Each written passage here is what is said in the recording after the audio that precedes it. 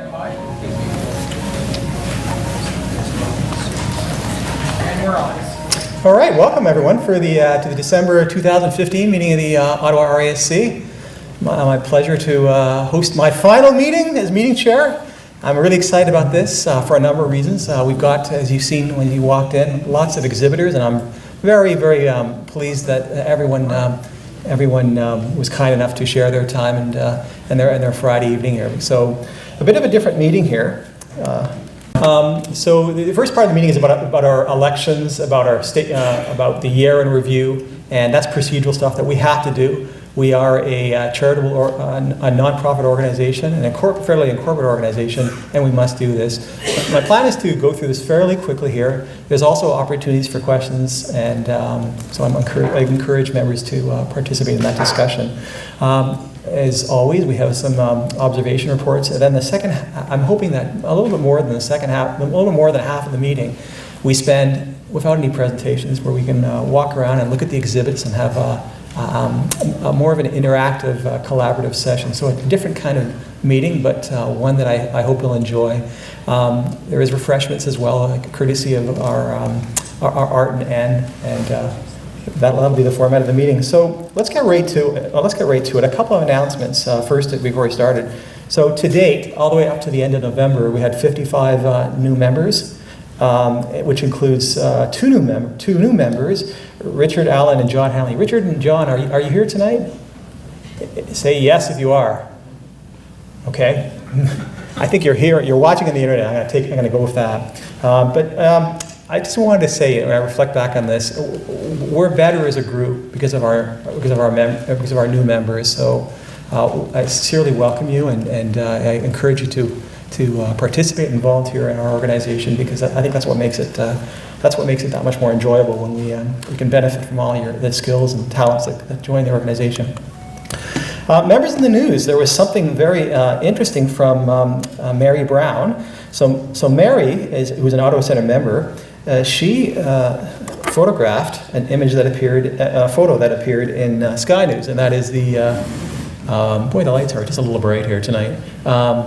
The sun halo, and sun halo with sun dogs, and this is in the just recently received the January 2016, I guess, Sky News magazine, and it's quite something that she was able to do this.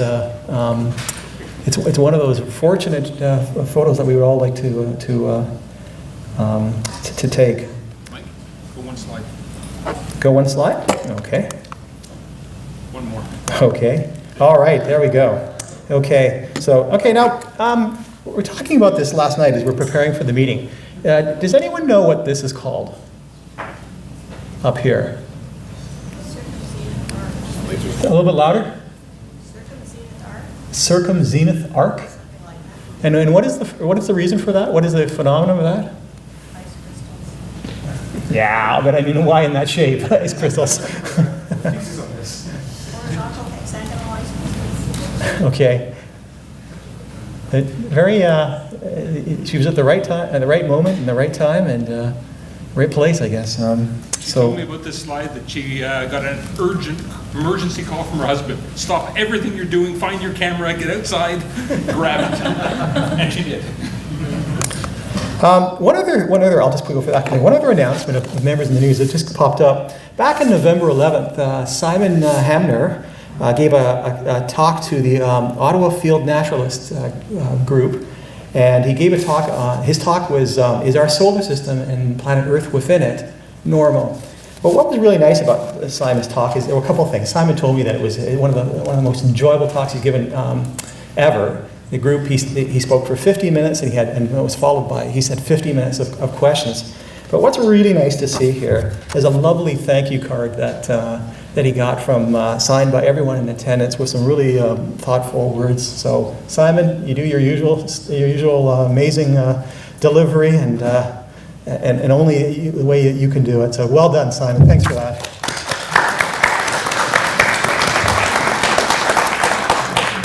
I hear through the grapevine that Simon's going to be presenting in January again, but that's the next meeting, sure. Okay, let's go to Gordon Webster, who's going to talk about the our general meeting and announcements and so forth. No, oh, I So can't. Gordon, over to you.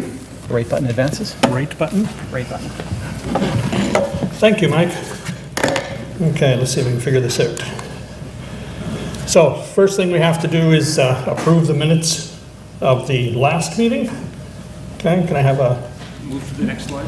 move to the next slide? Give me the beeper. Lots of advancing here. Okay, good. These minutes were circulated to everyone with notice for the meeting, so you should all have read them thoroughly and studied them.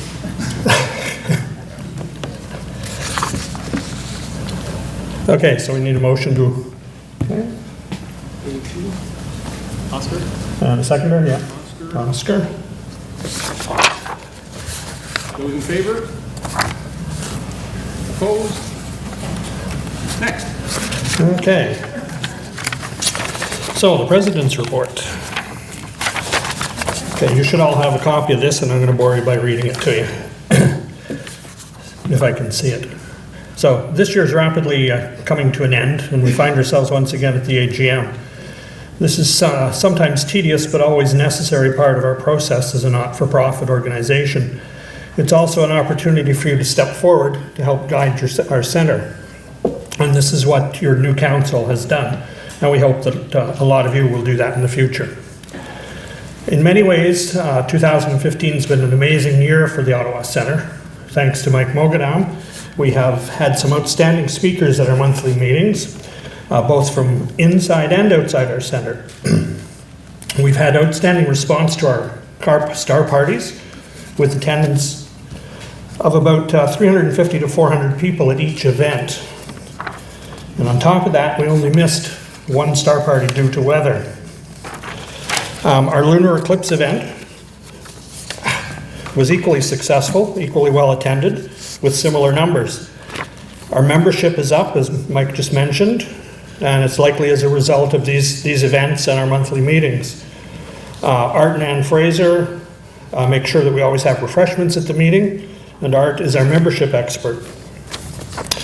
We've received a donation of an 18-inch Star Master, and we're planning to build a new observatory to house it, and another scope that we have out at the FLO. And in the meantime, Ron St. Martin continues to make sure that the grass is cut and the laneways plowed in the winter, and that the 16-inch we have there now is maintained.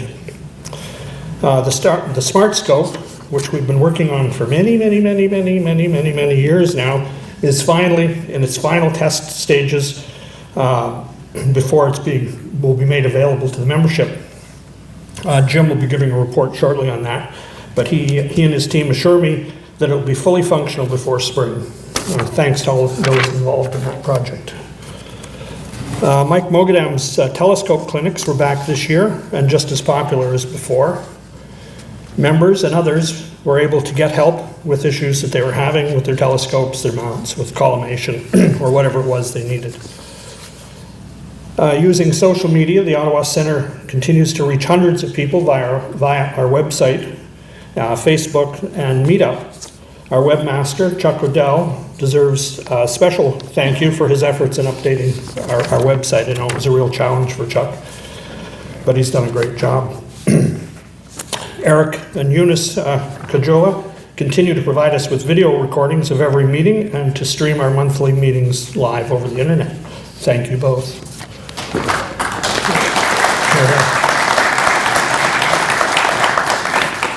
Yeah, we've lost a page.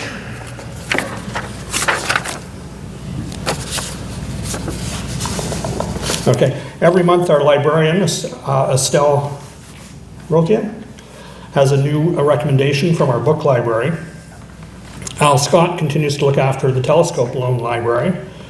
And we have a new magazine subscription coordinator, Stuart Glenn.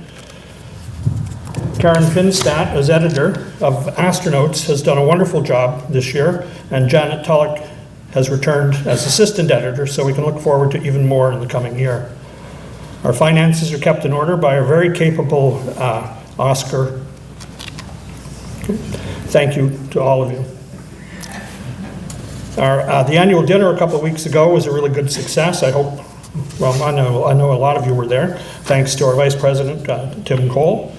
We had 65 people in attendance who were treated to a wonderful presentation on robotics in space and the Canadarm2 by a delightful rising star in the Canadian space industry, Kristen Facchio.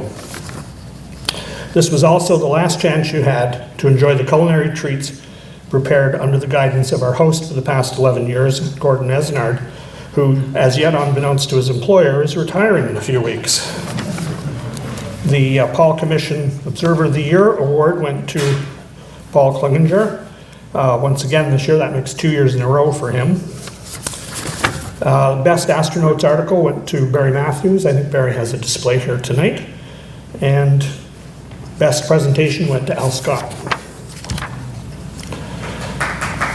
Yes, definitely.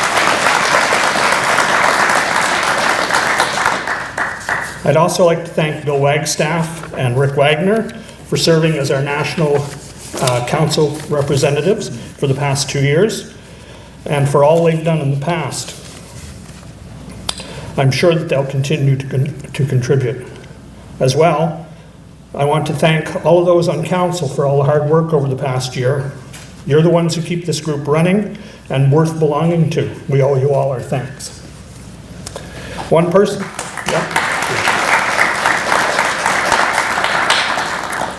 One person who deserves our special thanks is Chris Terrace.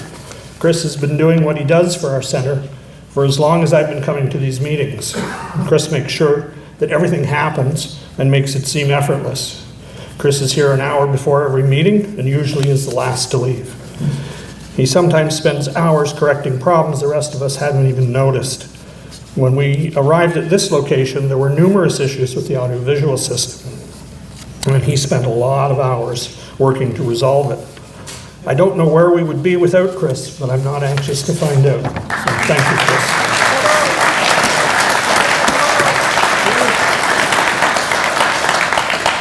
So I don't know about you, but I see a pattern in all of the things I've mentioned above. People volunteering their time and talents to ensure that the rest of us don't have to do anything but show up and enjoy the meetings and everything that the Ottawa Centre has to offer. If you're a new member, or even if you're someone who's never been here, even if you're someone who's been here for a long time, I can think of no better way of enhancing your RSC experience than to get involved. It doesn't have to be a large time commitment. Help with a star party, share an observation of the meeting with the observation reports. Write a book review for astronauts. It's a cliche, but it's true. You get more out of volunteering than you ever put in. Finally, I'd like to thank you for having me as your president. I'm looking forward to the next year. Thank you.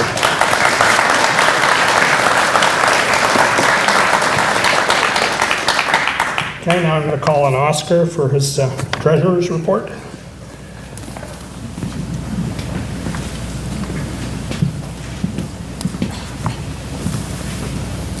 Thank you, Gordon.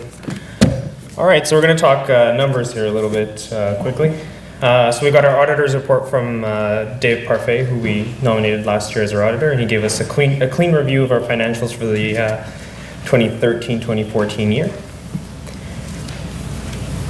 So I'm going to start with the income statement. We had revenues of $13,222, cost of goods sold of $1,200, operating costs of $11,905, which gave us a net total loss of $16. $1,722 of that, which was depreciation, so total net cash income of $1,706. So for our balance sheet, we have current assets of $50,299, capital assets of $10,700, total assets $61,000. Total current liabilities of $39, with retained earnings from the previous fiscal of $60,995, and total liabilities and equity of $61,000.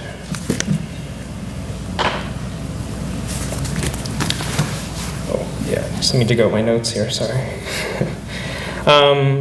So as I mentioned in the income statement, we had a total loss of $16. But in reality, we had a gain of $1,700 in cash. We had to depreciate some capital assets. Next one, please. We have $38,000 in investments in GICs, and we gained about $600 in interest from that. FLO continues to cover a large part of its operational expenses through the user fees that we charge. And this year we had 17 key holders, so we collected about $600, and that covered we had about $1,000 total expenses at FLO. So we did cover some of it, but most of it is covered through the fees. We spent $314 in new and repaired equipment at Smartscope this year, and as Jim will report later, that's making good progress there. We received $103 in charitable donations from our membership, so I'd like to thank everyone who was able to donate to the center. That really helps out our financials. Thank you very much. In addition to that, we had $301 donated to us through United Way directed donations as well as other sources. So to anyone that directs their United Way monies to us, thank you very much. So membership revenue was up about 10% year over year, although our donations were significantly reduced over the previous year. Overall, our revenue was up about 1%. Our operating expenses were up this year. A large part of that was some of the public speakers that we brought in, but that's all covered through the public speaking program by National, so that sort of balances itself out. So given that our revenue and expenses were balanced this year and they continue to be so, then I can say that our center remains financially viable. So as I mentioned, David Parfait has audited or reviewed our financials from the previous fiscal year and gave us a clean review. And in addition to that, he has agreed to accept a nomination to review our next year's financials. So does anyone have any questions about the financials? Next slide, please. Next slide. So need a motion to approve the financial statements as presented. I guess Paul there as and a seconder. Janet. Okay, so Paul and Janet. And all in favor? All right, motion carried.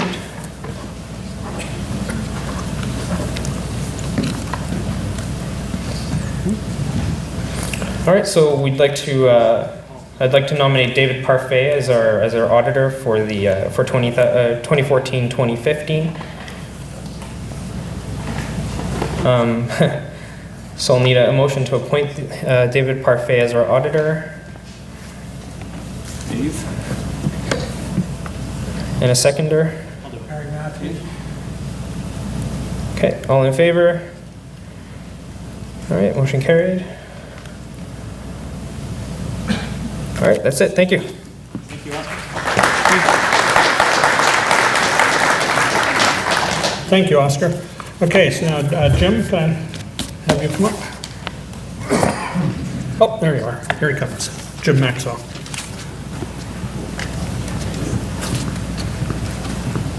You'd be pleased to know you don't have to vote on anything in this thing. A couple of things I should point out. First, Smartscope was built as a Millennium project, and the work was completed around 2000. Then it fell into disuse, and about 5 years ago, after the slider on the front of the dome broke off, we went back out and we've been at it for 5 years. And I'm pleased to know from presidential decree that we're going to be all finished this year. However, let's just see. My glasses on here. Behind me are pictures from Smartscope over the past season taken by Paul Coninger. Wolf Lencher and I supervised him to the point of sitting back in awe as he worked his magic. For the new members, Smartscope is a club-owned 16-inch f10 Schmidt-Cassegrain Meade telescope that's mounted on a remotely operated Paramount GT 1100 mount. It's located at the Communications Research Center campus facility on Carling Avenue. Astrophotography is not easy at Smartscope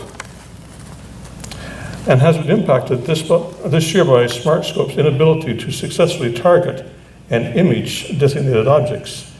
In effect, Smartscope was a go-to computer that didn't know where to go. Our goal this past year was to correct that situation. In early spring, Wolf and Paul spent some time rewiring Paul's DSLR he had loaned to us in order to take the deep sky pictures beyond the 30-second limit built into the camera. Remember, the camera is mounted on the scope in the dome room, while the shutter is activated electronically by computer in the warm room. Wolf built a homemade wiring harness and saved the expense of sourcing a ready-made system so we can now hold the shutter open remotely for any length of time. Paul also took the initiative to impact a long overdue recollimation of the scope. We expect this will be an ongoing practice, giving temperature fluctuations over time. The spiders were not happy. Then we found that the existing finder scope had such a large field of view that the main scope, with its small field of view, couldn't target finder scope objects. As a result, we had to resort to removing the Meade's main camera and setting up the tube in hope of seeing reflected light sourced by naked eye. Bright objects such as Sirius were essential. Unfortunately, once we had an object, the computer wouldn't start the alignment process for reasons explained later. A partial solution came in the purchase of a C70 spotting scope with its smaller and more compatible field of view that we used to complement the existing finder scope. However, in the process of mounting the new finder scope, the motor drives that rotate the dome broke. As an aside, I should mention that it is both interesting and unpleasant trying to manually rotate a 10-foot fiberglass dome by hand in the dark and the cold. The two drive motors that rotate the dome are not available on the open market and are only sold to manufacturers of other objects, such as the drive sets sold by Home Dome, the original supplier of the Smartscope dome, at a cost of approximately $700 US. I made several attempts to find individual motors, including a request at one of our monthly meetings. Finally, after talks with Wolf and Stephen Norse, Stephen is one of our local MacGyvers, I visited a junkyard at the east end of Ottawa and bought 2 used wiper motors. They didn't work out either. But anyone interested in 2 good used wiper motors, assemblies for a 2000 Chevy Impala, should talk to me later. Over the summer, Stephen found replacement motors. He isn't saying where he found them, and I'm not asking. By September, we were ready to go. We also recruited a new volunteer in September, Eric LeMay, to assist in the next part of our solution to the imaging problem, the calibration training of the computer so that it will remember and accurately point to designated objects. We're using Maxim DL's MaxPoint software. MaxPoint looks at multiple points in the sky and calculates the variance between where the scope is pointing and where it thinks it's pointing. The more points looked at, the better the pointing accuracy. As I said before, astrophotography is not easy at Smartscope. During the calibration attempt, we found the reason why the computer would not accurately point to objects from the alignment exercise. The mount had lost polar alignment. Apparently all those years with adding and taking pieces off it had its effect. You cannot do accurate pointing without accurate polar alignment. We had planned, I wanted to do that. As an aside, we had planned last week to go out and do the polar alignment of Smartscope, but canceled the last minute because of the overcast clouds in the east end. I did phone some people in the west end to ask how they were making out, and they said no, it was overcast there too. So we canceled the meeting, and a half hour later the sky's cleared.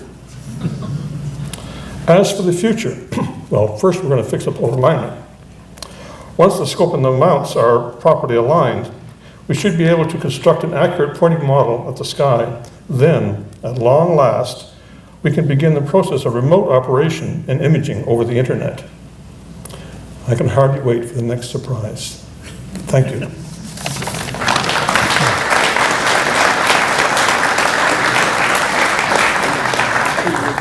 Thank you, Jim. Hopefully the last surprise will be that microphone attacking you.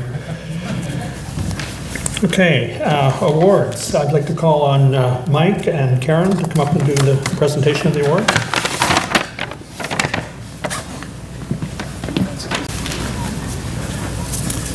Okay, folks, I guess you've heard earlier, and for those of you who attended our annual dinner meeting, you know that the Observer of the Year went to, I think it was no surprise, we were blessed to see many of his images throughout the year, and his wonderful descriptions of his images taken over many nights, probably many cold nights, but it's my pleasure to award the Observer of the Paul Commission Observer of the Year to Paul Cloninger. Paul, can you come up, please?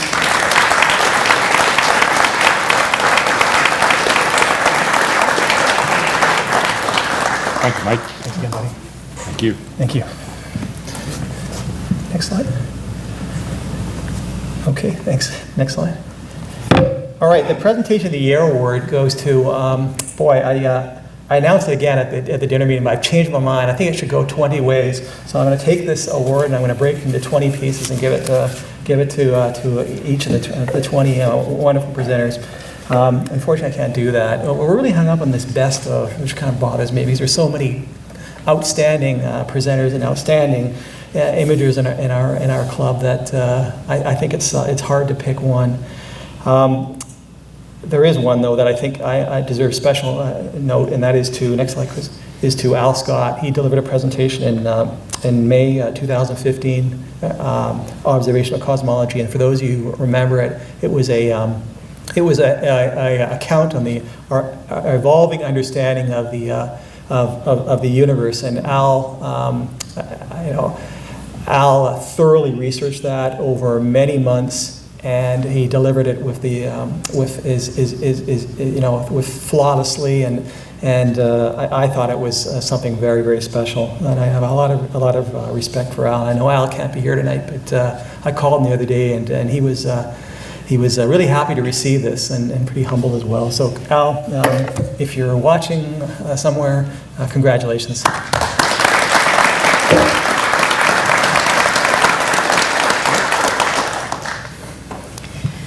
I'd like to start by thanking everyone who responded positively to being pestered for contributions to astronauts, and the pestering will continue. I was able to pester Barry Matthews in person after hearing him give a presentation on his miniature telescopes at the General Assembly in Halifax. When I approached him afterwards, I'm sure he thought he was all finished with it, but he very generously handed over all the materials and photographs. And he's here tonight with his wonderful little gems. I urge you all to go have a look at them. And I'm very pleased to be presenting Barry Matthews with the Best Article of the Year Award for 2015. Thank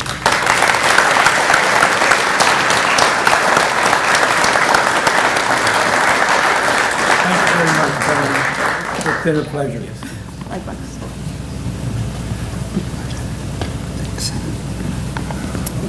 Well, congratulations to all our winners.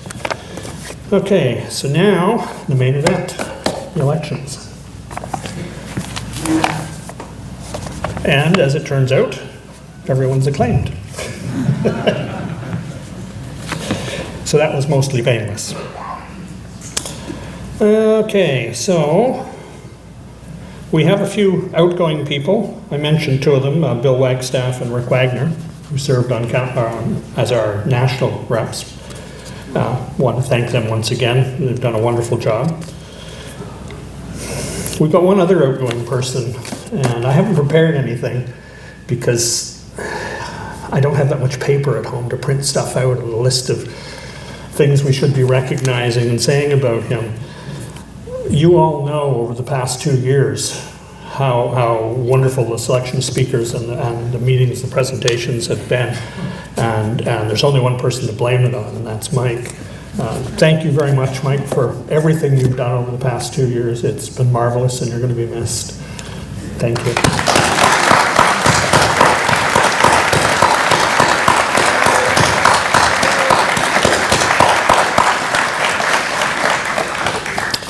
So that said, we have a couple of new people coming on. For Count National Representatives, we've got Rob Dick, thank you Rob, and Brian McCullough. So a round of applause for those two.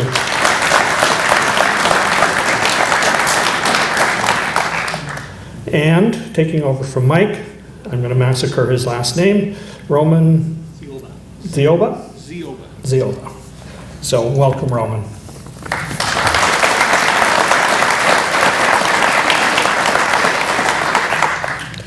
Okay, and then we have the appointed positions. So there are no changes here. We have Estelle at the library. We have Chuck as our webmaster. Karen is staying on as editor. Ron at the FLO. Jim with the Smartscope. Light pollution and public outreach are Gary Boyle.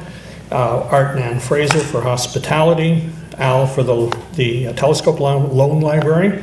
And Art Fraser again at membership. And thank you to all of you.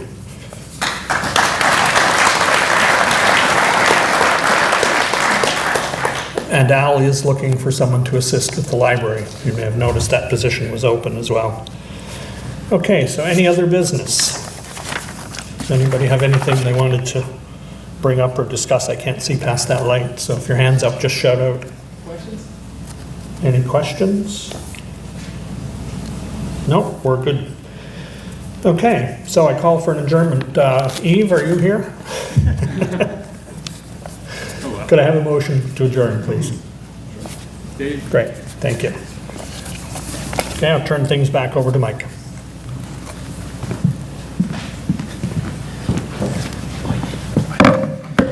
Okay, thanks. Thank you, Gordon. Well, back to our regular scheduled program. We're going to do some observation reports. We got Pierre, Joe, Eric, and Paul. Let's do them back to back. So first up is Pierre Martin. Pierre? I know you're here.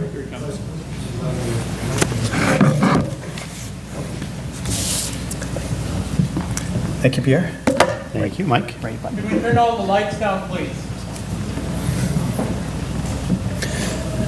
So back in October, I did a presentation about meteor showers in the Torrids in particular. It's one of the lesser known annual meteor showers, more because it produces only a very small number of meteors over the span of a few weeks.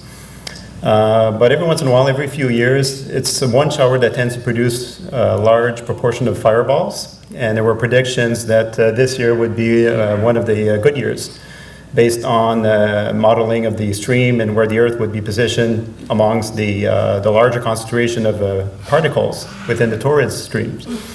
So as it turns out, the predictions came true from the period of late October up until about mid-November. There were reports from all over the world coming in of people spotting really bright fireballs up to -10s or more. And I was a bit aggravated because I really wanted to get out during the last new moon in November. And I caught a bad case of the flu, so I managed to get out only one night, the evening of November 9th, which was a beautiful evening. And there was a few other clear nights around that time, so I had heard that people were still watching some really good torrid activity. So I went out to a dark site out past Arnprior, and this is one meteor that I caught. Lights off, please, Chris. Yeah, if we can turn out the lights, that would be great, just to get the best contrast. So this meteor actually did not see, but thank you. I had my camera pointed over towards the western sky, and I was actually doing my observation facing south, so I never saw that meteor.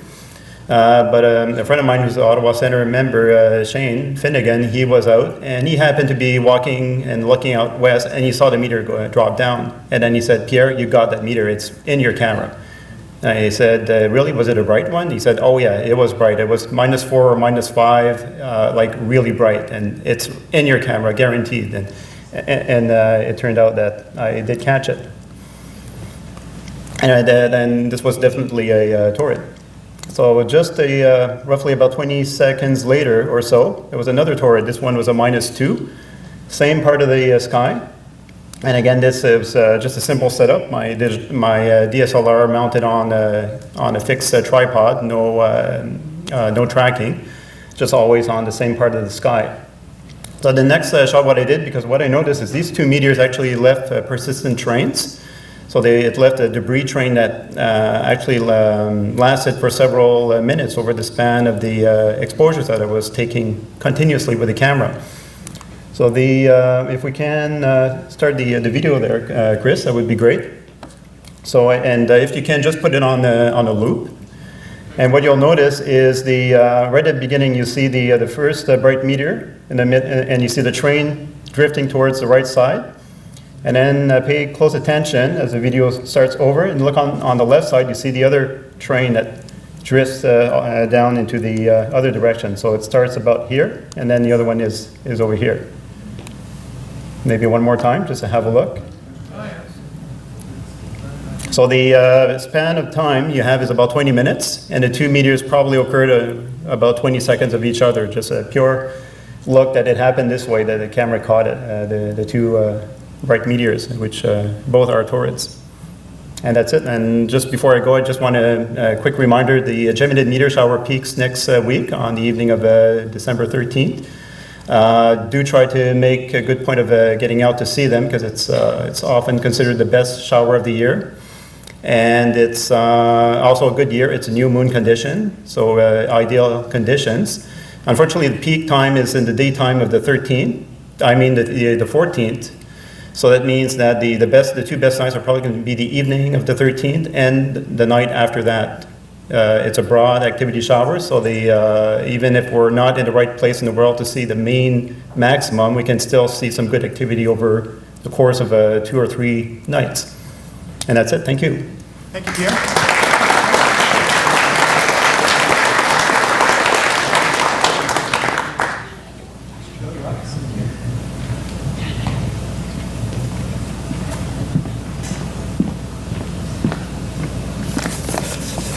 Hi. So this one is, of course, Star Trails. This is my first attempt at Star Trails, and I have to take my hat off to Pierre for his meteor shots, because the original intent of this shot, this is actually taken on the night of the Perseid maximum, and when I realized in post-processing how difficult it is to get the meteors to pop out in a composite image, I decided I'd throw the subs into star stacks instead and see what I got, and this is what I got. This was taken in Hampton Beach, New Hampshire. I was on summer vacation at the time, just near the beach, and luckily I caught this before the fog rolled in off the water. But you can see up near Polaris there, after I ran the stack the first time, I was excited that, I did get a nice bright meteor, but that's actually the International Space Station.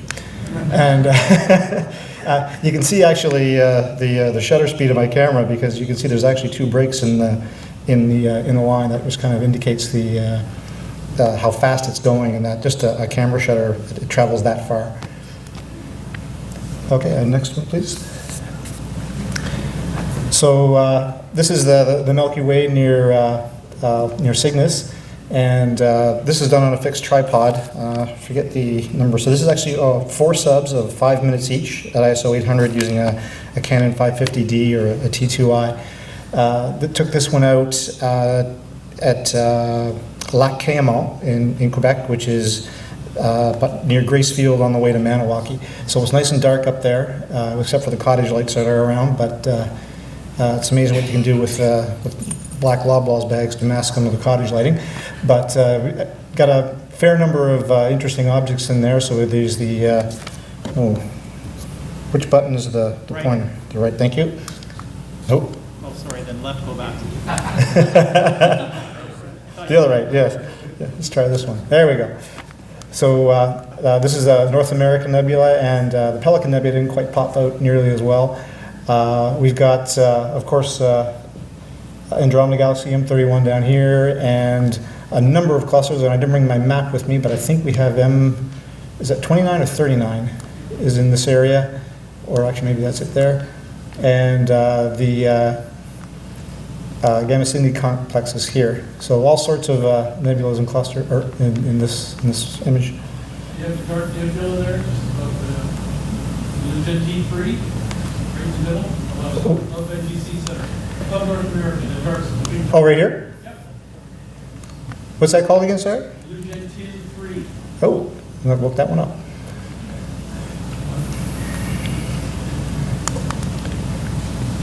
And that's my last image. This is, of course, Messier 45.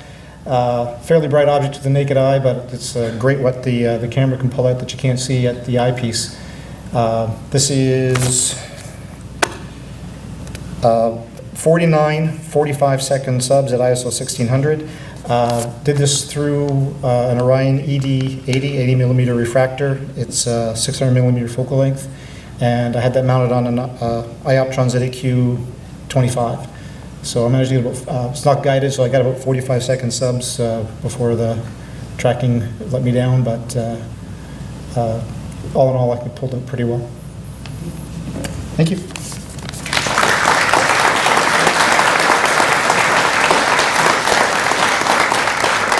Thank you, Joe. Eric? Thanks, Mike. So I decided to head up to Teeples again. This time I went with Paul Cloninger and Terrace as well too. And halfway through the night, I decided I was going to take my camera down across the field and image this this tree. From across the field, it looked kind of spooky and a little weird shaped, so it sort of drew me in to try to light it up. It took Terrace and I about half an hour to actually position the camera. This shot is taken with a 14 millimeter fisheye lens, so I was about a foot off the ground, and if you moved it about a foot either way, the tree kind of took on a different shape, so it was a little difficult to get this. But as you'll see later on, I have a time lapse where this will actually come to life. If you can, where's the thing here? So, no. There we go. So if you notice up here, you've got Orion in this area right here. You've got Orion's sword, or sorry, Orion's belt and Orion's sword right here. If we could have the next image, this is a close-up shot of that area. So back up on the hill, I took my 135 millimeter telephoto lens and used my Canon T2i to grab this shot. It's a total exposure of about 88 minutes. And so what we have down here, we've got the Flame Nebula, the Horsehead Nebula, the Running Man Nebula, and the Great Orion Nebula, otherwise known as Messier number 42. And one thing that struck me about this image was the fact that in this region all around in here, I was able to pull out some of the dust and debris that's in that area. And so at the same time, my actual mission for that night was to image the Orion Nebula. So if we could have the next shot, I took this with my telescope, and so you can see a bit more of the dust and debris around Orion. This is actually a high dynamic range image where I took multiple images at different lengths of exposure and put them back together on the computer so that I could attempt to get the core right in here. It's really bright. What I found though, if you take exposures that are too short at the core, it becomes really, really flat. You kind of lose any kind of depth that you see otherwise caused by the core sort of being blown out. So in any case, I'm planning on imaging this more this winter with narrowband images, and I'm going to attempt to get more of the dust lanes to pop out of this one. So if I could have the next one here now. I decided to do a bit of an end of the year video of all the time lapse I've shown this year. I figured for those people who have not seen some of the time lapse I've done throughout the year, they might get a chance to see some of them in this. Plus I have a few new shots as well too at the end of this, namely the one with the tree. And after last month's meeting, Paul and I both booked it out to Silver Lake after Mike Banks had said, hey, the auroral oval is hot again. So there we saw another sunrise and got another time lapse out of that. So if we could play that, please.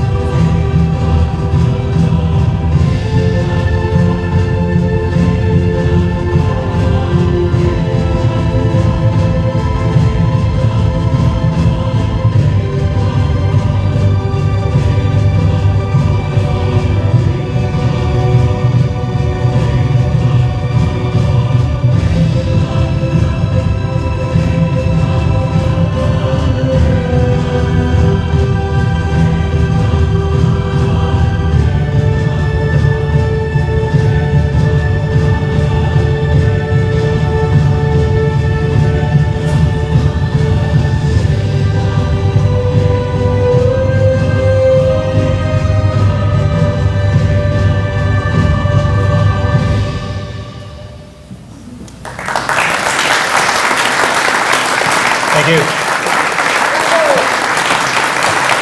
Thank you. Thank you. Well, I think it's fair to say our center has talent. Obviously, we have one more presenter. It's Paul Clevenger. Paul, it's going to be really tough to do 3 times in a row. So. Keep my eye on you, Eric. Yeah, that's right. When you're out late at night with me, you want to be Paul. Thank you, sir. That was an awesome piece of work, Eric. That's beautifully done. Nice choice of soundtrack too. Really, very fitting there. But very nice piece of work. So, as Eric mentioned, after last meeting, we were enjoying an ale at Grace O'Malley's there and chatting with everybody. And Mike whips out his phone and says, "Look, Auroral Oval, KP7." So Eric and I just kind of looked at each other and said, "Let's go." So we kind of packed up, headed out to my place, grabbed our equipment, and drove out to Silver Lake, which is along Highway 7, and managed to get there just in time. The aurora was already starting to wind down a bit, but we did get a nice view of it for at least about half an hour or so. And that was certainly part of Eric's time lapse, and I managed to shoot this still. I've put together a time lapse as well for it, and it's a quite nice. It was quite a nice display. it's a very dark site up out at Silver Lake, and so it was, what we did see was rather nice, and we had the clouds moving through there, which added certainly a nice effect there. So let's see if we, where are we at there? So can you roll that one? This is my short animation, no dramatic soundtrack on this one, but you'll get the idea. So we got there just in time. You can see the lake at the bottom there. Got in just in time to watch the auroras dance and watch some clouds move a bit, and it kind of started winding down on us a bit. So, but it was worth the drive out there. It was just a pleasant night there. No snow on the ground yet either.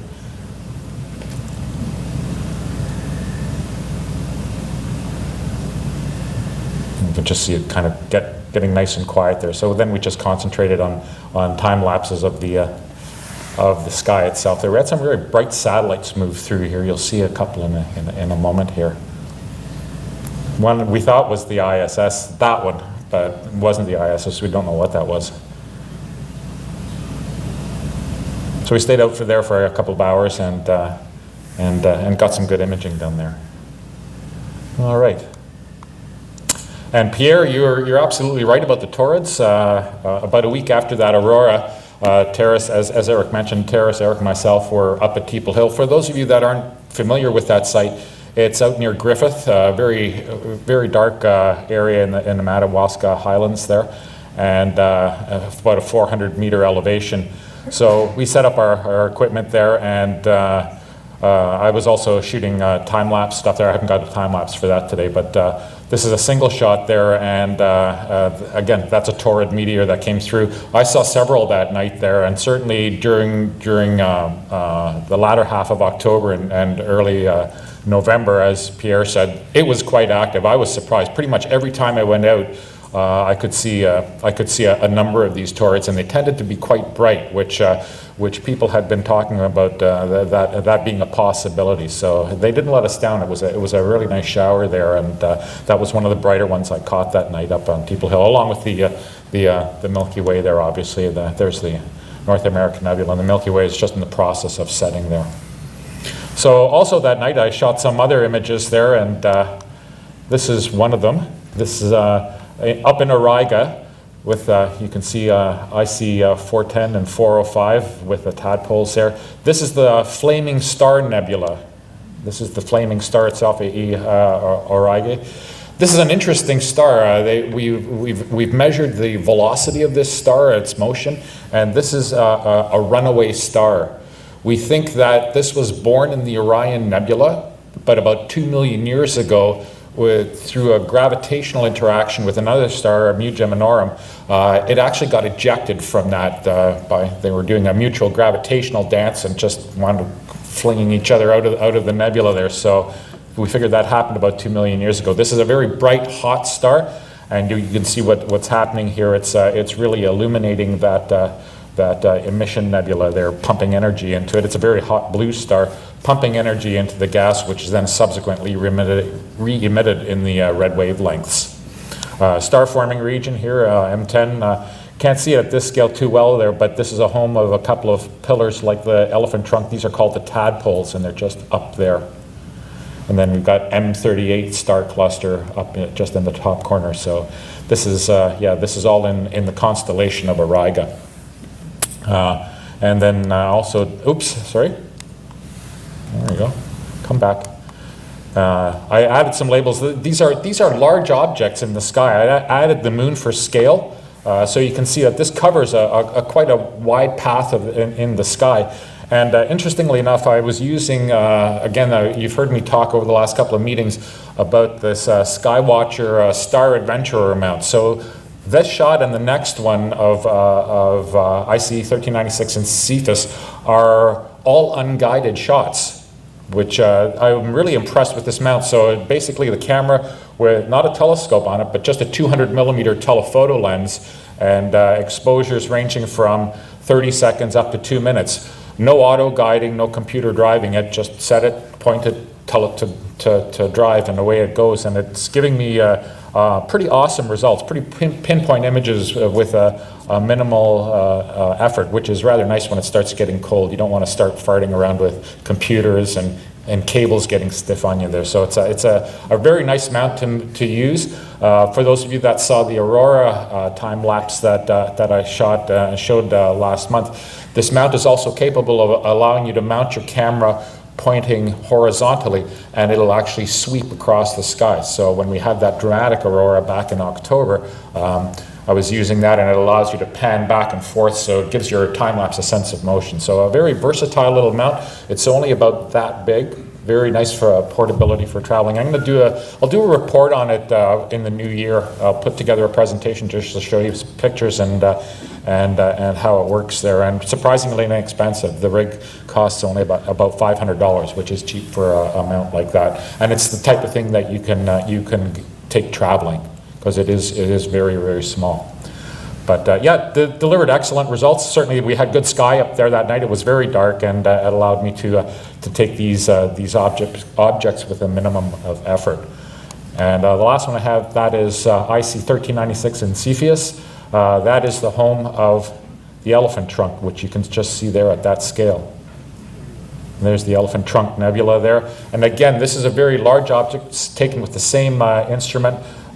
200 millimeter telephoto lens. This is actually not a very long exposure. This in total is, I stacked a bunch of images there, and in total this is only about half an hour's worth of exposure, but it really penetrated and got the detail down to the smallest stars there. And again, there's the moon to scale. So a large object in the sky. A number of these objects you can actually see with small telescopes if you're under a dark sky, including things like the Flaming Star Nebula there. So I think that's all I have for you tonight. Thank you very much.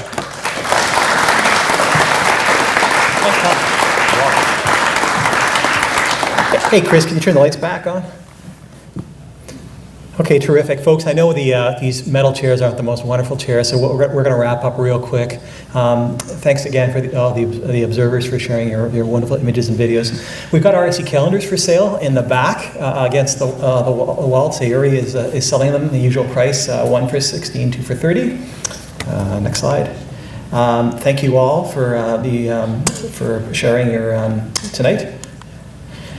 There is a post-meeting social event which is open to everyone. It's at Grace O'Malley's on Ogilvy and Aviation Parkway. It's entirely no member, you're all welcome, and we will. It's a good time. And Brian, yes, I will take you up on the offer of the beer. Sorry for not responding yet. Next meeting is Friday, January the 8th, which is the second Friday. We typically have meetings on the first Friday of the month. This one is obviously following the holiday. Okay, you got to put up with 2 more minutes with me. I wanted to say a couple of thank yous. So folks, it's my final meeting. It's been 2 years. It's come and gone faster than I expected, and it's been a great ride for me. I feel really in awe to be around such talented and such dedicated people, and allow me to extend my thanks to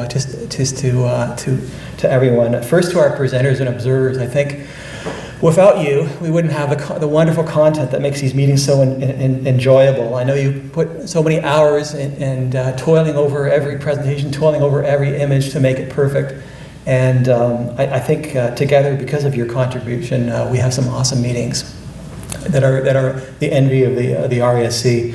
The regular presenters, Dave Chisholm, and before that, Gary Boyle. Thank you for your monthly segments, of the Ottawa Sky segments. I like what you've done with this important meeting segment, and I look forward to seeing it in the future, so thank you. Al Scott, well, I say with confidence, I think Al is very special. I actually will go so far as to say I don't think there's anyone quite like Al in all of the RASC. For those of you who've been following the thread on the Rascals forum, he's been a big contributor to the discussion on what came before the Big Bang and the topology of the universe, and he's been holding his own with fielding a ton of questions. I have an image in my head, and I really wish Al were here tonight to hear this, of Al working very hard before the meetings, going over his notes, and I sense he's somebody who actually knows all the material in his head, but he researches it thoroughly so he can deliver something that is very, that'll make it all so much worthwhile for us. He doesn't have to do this, but he does because he cares, and I really appreciate that. Chris Tarrant, Chris, Chris is a huge part of these meetings. These meetings don't happen because of magic. They happen because Chris toils away at, yes.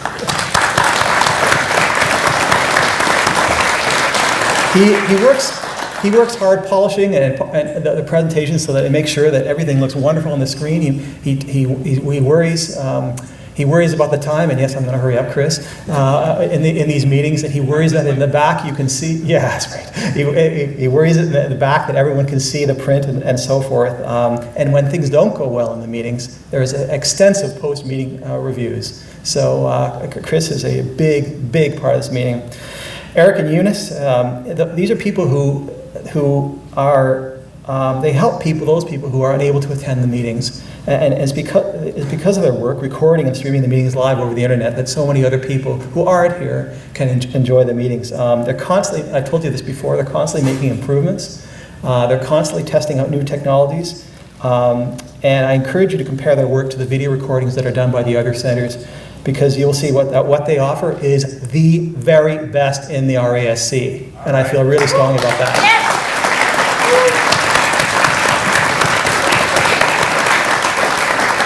Art and Ann Fraser, every meeting for longer than I can remember, they've come to the meetings lugging a ton of equipment from their car, setting it up, offering refreshments, and they've been doing this for how many years?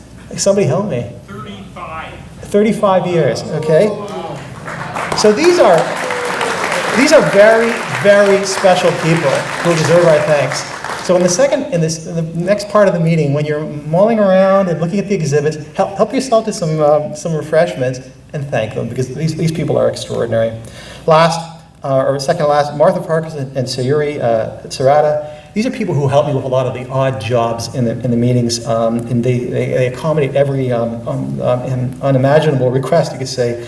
Normal people would push back, but these are special people who are committed to ensuring that the meetings run smoothly.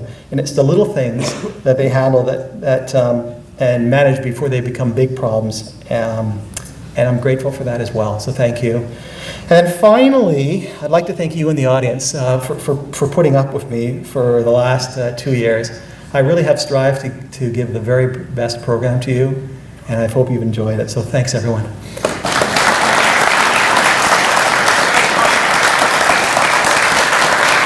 Thanks. You're very kind.